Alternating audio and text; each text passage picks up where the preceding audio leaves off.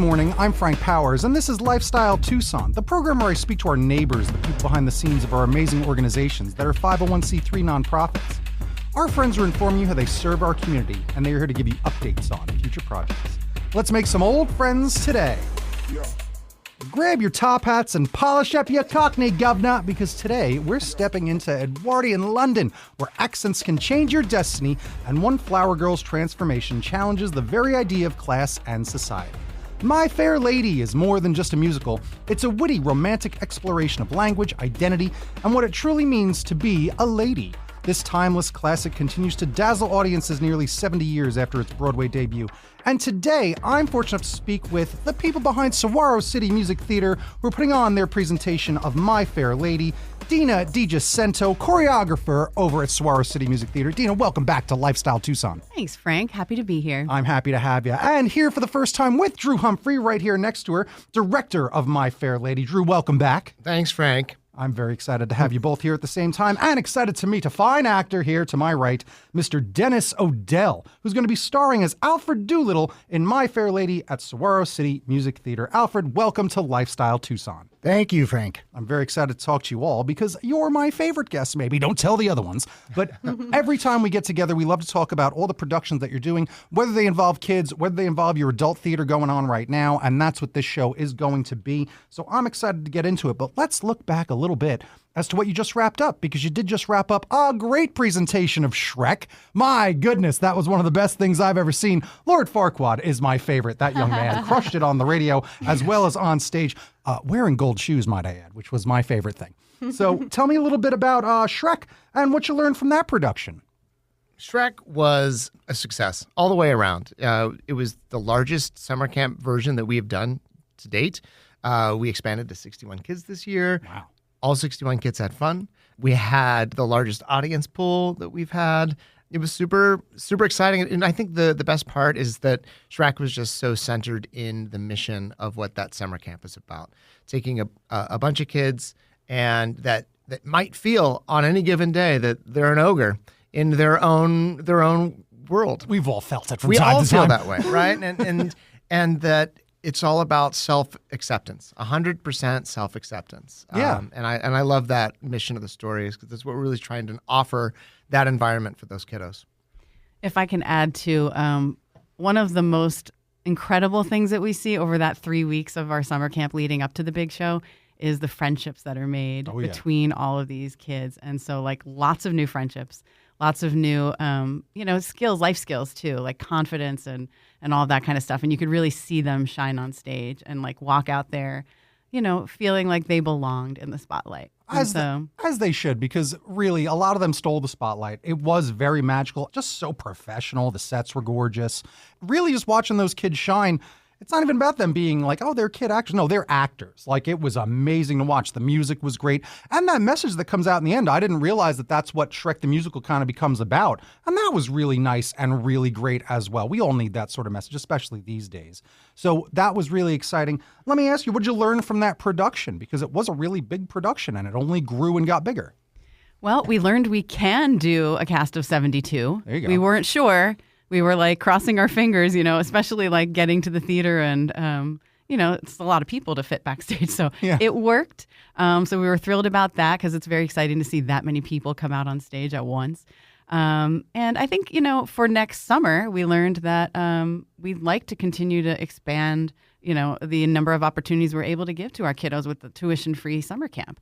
Like I said, or maybe we mentioned earlier when we came on the show that like we increased from 40 kids the previous summer to 61. Okay. And so, it's a learning opportunity where we're like, okay, we can accommodate some more friends and like give a little bit more opportunity to kids who want to participate in theater, and take part in this 3-week tuition-free inclusive camp. It is about opportunity. That's what you're making. But let's also even rewind a bit, because my next question is always, let's just do a reset of, tell me what the 101 of Saguaro City Music Theater, because again, it's not just kids performance, it's not just camps, it's not just these things. It's a lot going on. So give me a little bit, and everybody a little bit, of the 101 of what Saguaro City Music Theater is all about. Thanks, Frank. I'll do my best. What we really try to do is like 3 things. We try to present top-notch professional musical theater involving members of our amazing, talented community.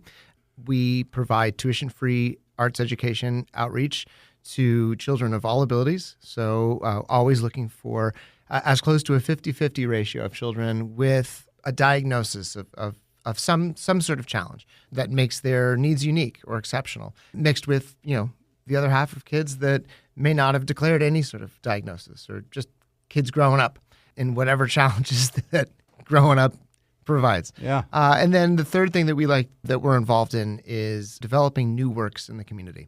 So we've been working with a local composer named Cameron Hood on his production of Voyagers, a space rock opera, for the last, I guess, about 3 years.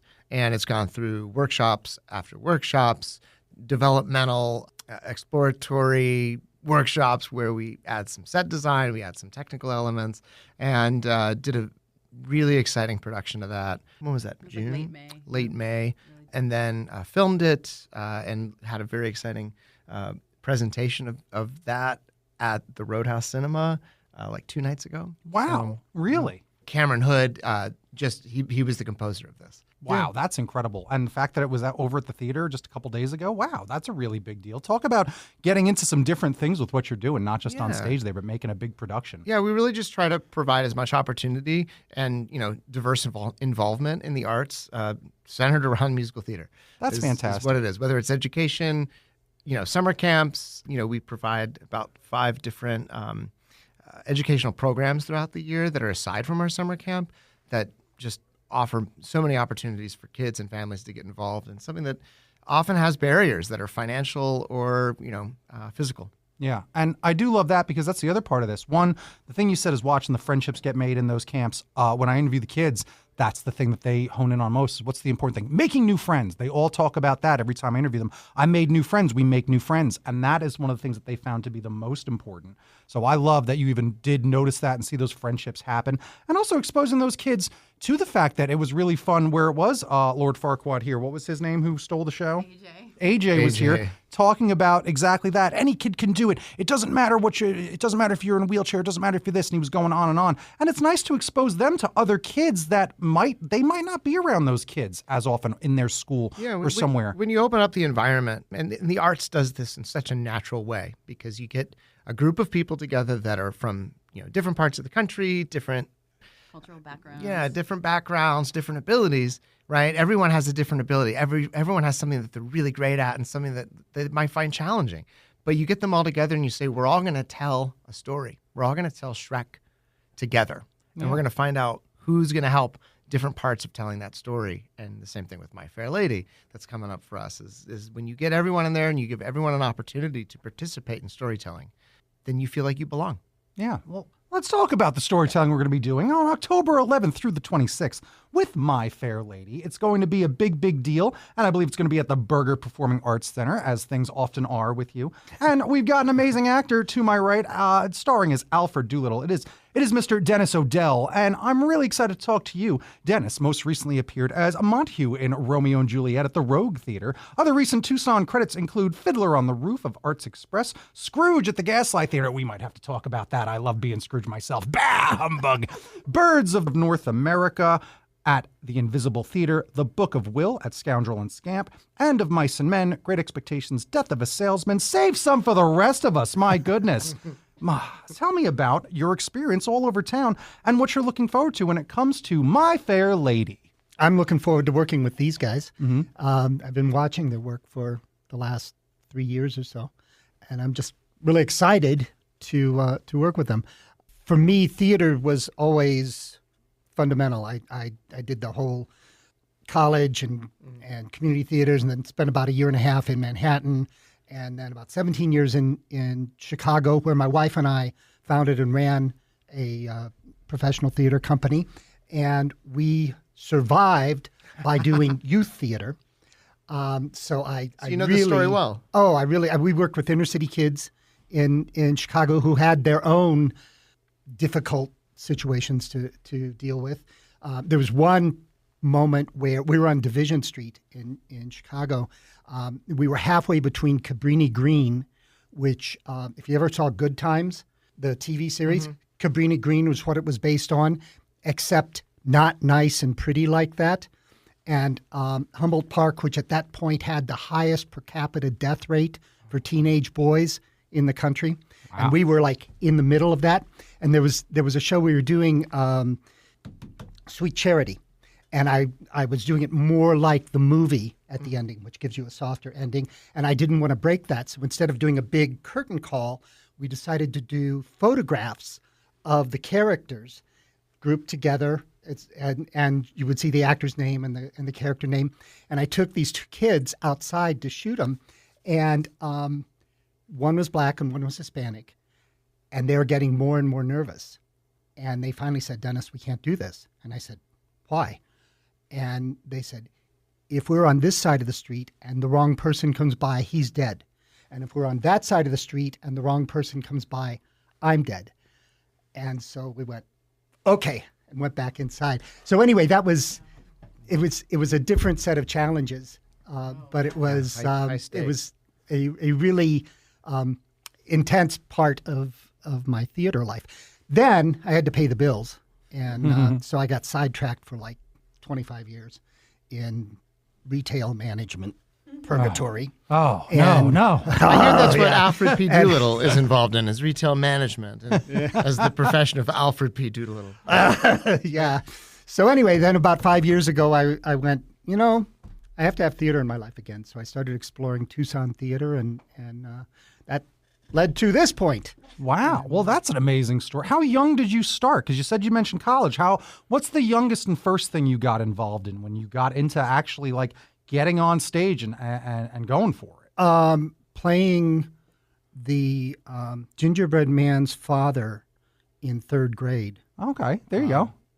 It was not a musical. We all got to start somewhere. Yeah. Yeah, well, that's what I mean. Like, I'm curious Yeah. about it because I always reference how, like, it took me. I finally was able to cross over at in 8th grade. I finally had the chutzpah to go for it, and it was a big important thing that I gained so much from that experience. It's not like I went on to do tons of other plays, but I did wind up doing other things in that vein and being able to be more confident. I got it from my experience doing The Wizard of Oz, as I always mention to you guys, that it's really important to really break that barrier and finally get on the stage and get past that fear of stage fright. That's one of the wonderful things about working with kids. Yeah. Because you can see them. And we worked mostly with, not as young as some of your kids. Our kids were all high school and into college age. But you would see someone come in as a freshman who was totally closed off. And by senior year, you had them standing on stage, singing solos and taking control of their life on stage. And it was really cool. Yeah. That's honestly one of my favorite things about what we do is seeing that growth and seeing that confidence in a child that it's like, it's there somewhere, but they don't know, when they come in. And so seeing that like kind of journey and helping them along the way. And then, just honestly, like it makes your heart explode to see somebody who struggled to even say their name, in front of a group of kids in class, getting up on stage and like playing a part and saying lines and doing it confidently. It's like magical. We were housed at a Catholic boys' school for starters, and they went co-ed. But the dean, if he had a problem student, would like walk him down the hallway, open the theater door, shove him in, and go talk to Dennis and Tess. Oh, wow. And, Go learn some Shakespeare. yeah.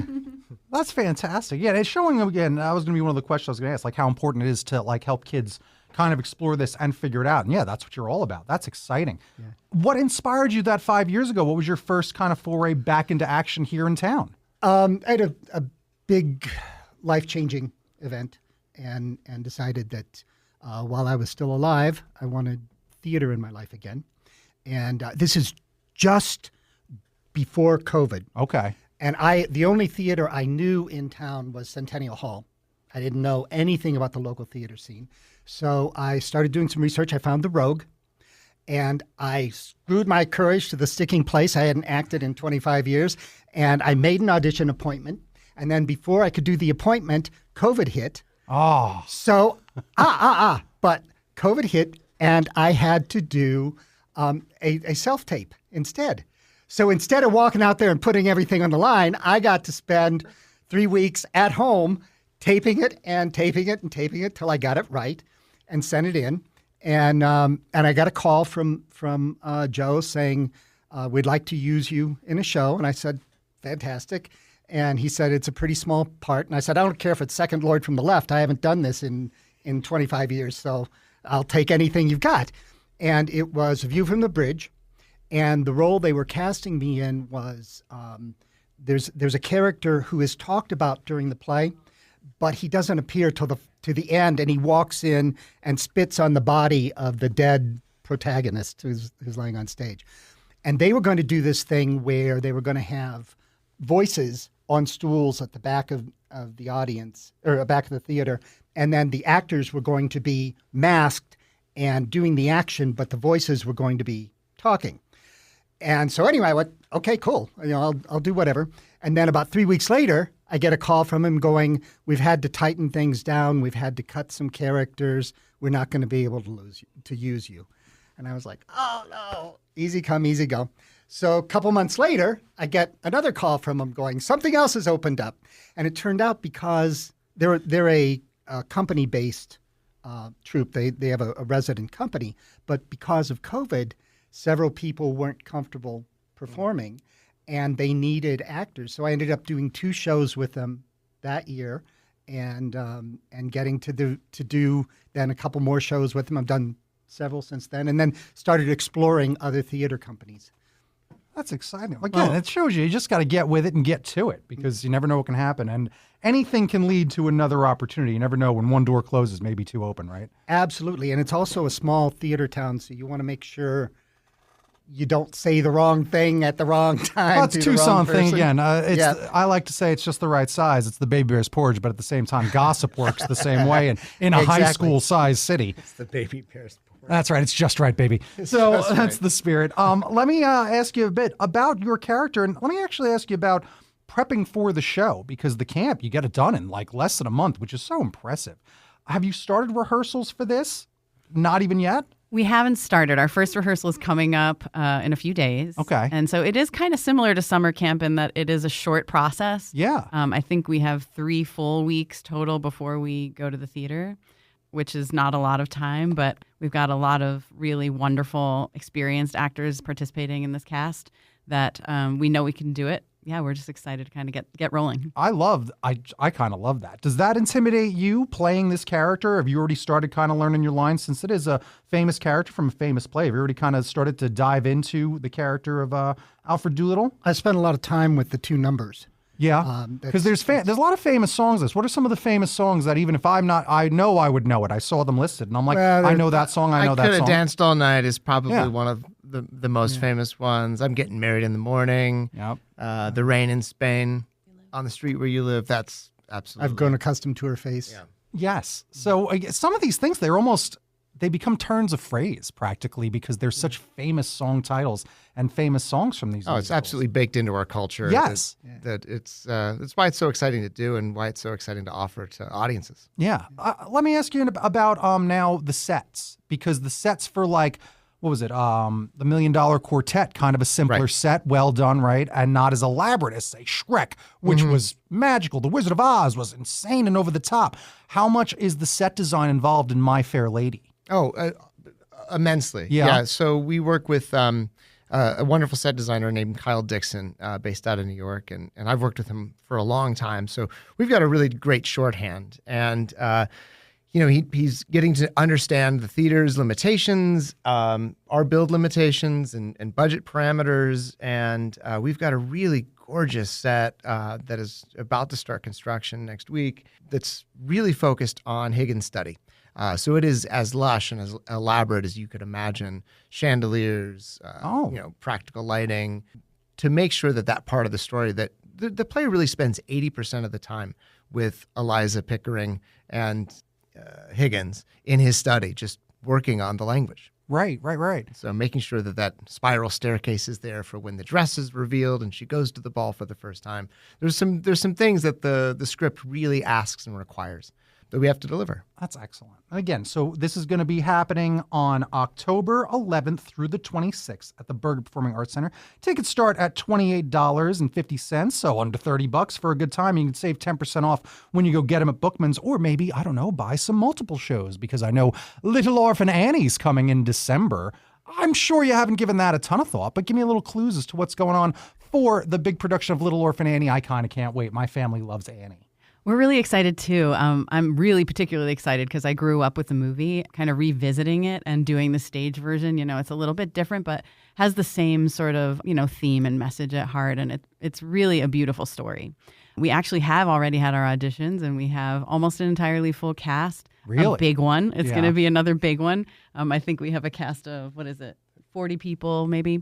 Wow. Did you cast Annie? I don't want to know who it is, but just did you get to that? Because that's important. We have. Wow. Look at that. That's exciting. That's got to be, in a way, a load off of like finding it is this superstar that's going to be starring as Annie. That's a big deal for someone in town. Yeah, we're excited to make that announcement soon at some point. But yeah, we're very excited about the show.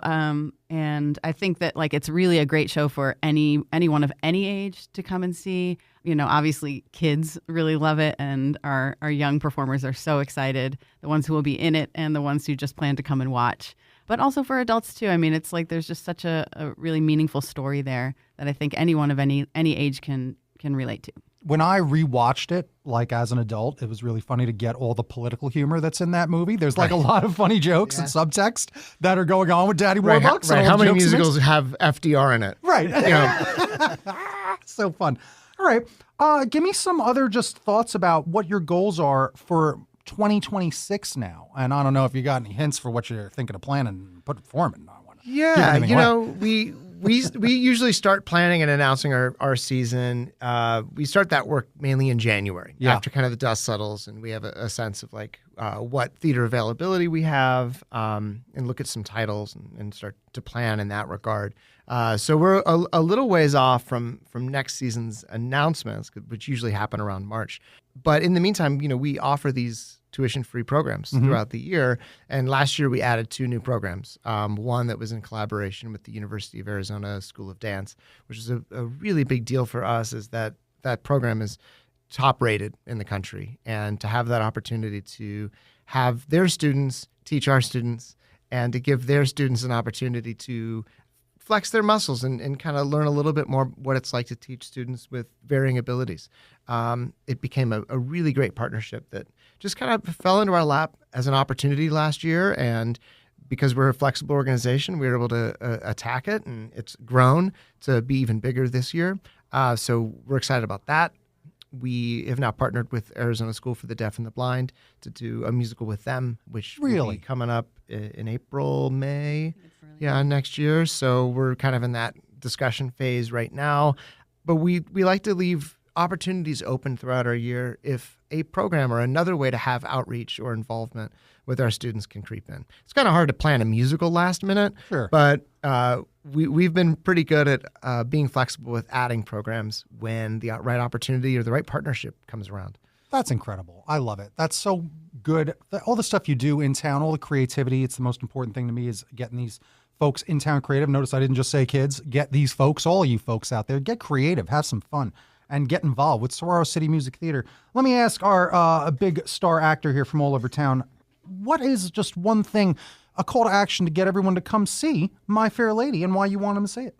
To see me. Yeah, there you go. That's exactly right. That's right. It's a great show. It's a great show. It's the story is 2,000 years old, and brought up into the 20th century by George Bernard Shaw, and then Lerner and Loewe turned it into a classic musical during Broadway's classic musical period, and it's just there's so much there to offer. And the thing that I like about it, not to jump in, Dennis, is that this is a timeless story from the fact that all of us can relate to being judged by the way we speak. Mm-hmm. That the way we use language becomes the way we're defined and classified, and whether that is right or wrong or beneficial or a hindrance in the way we interact in our lives, we all understand that story.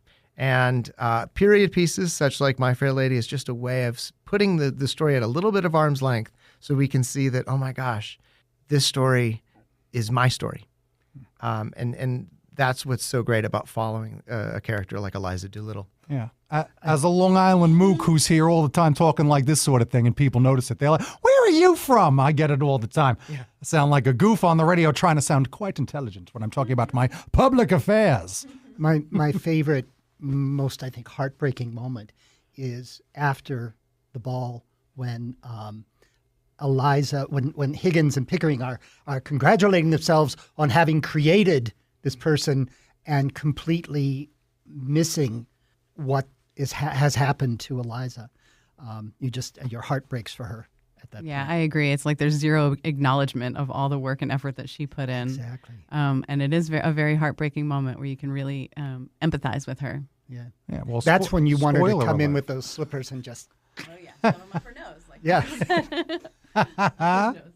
That's amazing. And that's exciting. And really, again, good messages, good meaning, and good reason to go see My Fair Lady at Saguaro City Music Theater. Because today, we made friends with Deena Dijacento, choreographer, Drew Humphrey, director of My Fair Lady, as well as Dennis O'Dell, who will be starring as Alfred Doolittle in their production of My Fair Lady at Saguaro City Music Theater. Thank you all so much for joining me today. Thanks, Frank. Thank you. Thank you. This was Lifestyle Tucson. Bing bong bing, time for a recap. Another great conversation with Saguaro City Music Theater. Great to have Deena in at the same time as Drew, because again, they're married and they run this whole thing, and it's really great what they do for everyone in the community. And nice meeting Dennis. What a great story about going for it and chasing after your goals and your dreams, making them a reality. And look at him, getting started as Scrooge at Gaslight Theater. That's like my dream. So it's amazing to hear everything they're doing, and you want to go see how amazing they are over at the Berger Performing Arts Center. It's over at 1200 West Speedway Boulevard on October 11th through the 26th, because it's going to be My Fair Lady. Tickets are on sale now and available at saguarocity.org/tickets. You can see the rest of their shows over at saguarocity.org. You can follow them over on Instagram at SagCityAZ and Facebook also at Sag City AZ. But get involved, tell a friend, tell your nieces and nephews, tell your grandkids, tell your kids that they should get involved in Saguaro City Music Theater, no matter how old your kids are, and they could be in their mid-40s. So one of my good friends is actually going to be in this show. I'm very excited that he made the cut. David's gonna crush it, because every single week that he was coming to my karaoke, he crushed it week after week. So I'm excited that he got this opportunity. He was practicing his audition at karaoke, and it was really fun to see him do it. And to hear that he did get cast, nailed it. So congratulations to my friend David. I'm gonna go see this show as well. I see them all, so make sure you go see it. And maybe you want to secure your tickets for Little Orphan Annie when that comes around in the wintertime, because if you buy more than one show, you save some dough as well. So join us all, and let's go see My Fair Lady. I want to thank our old friends at Saguaro City Music Theater for joining me today. You've been listening to Lifestyle Tucson. If you're a nonprofit that would like to be on the show, email lifestyletucson@gmail.com. For more information about this program or to listen to something you may have missed, go to the Sunday Mornings page on klpx.com, kfma.com, mixfm.com, espntucson.com, or crankthehanktucson.com. Yeehaw. You can also subscribe on iTunes, Spotify, and Audible, or wherever fine podcasts danced all night. Follow on Facebook, Instagram, and YouTube at Lifestyle Tucson, because I'm your BFF, your best Frank forever, Frank Powers. Toot toot Tucson. I love you the most.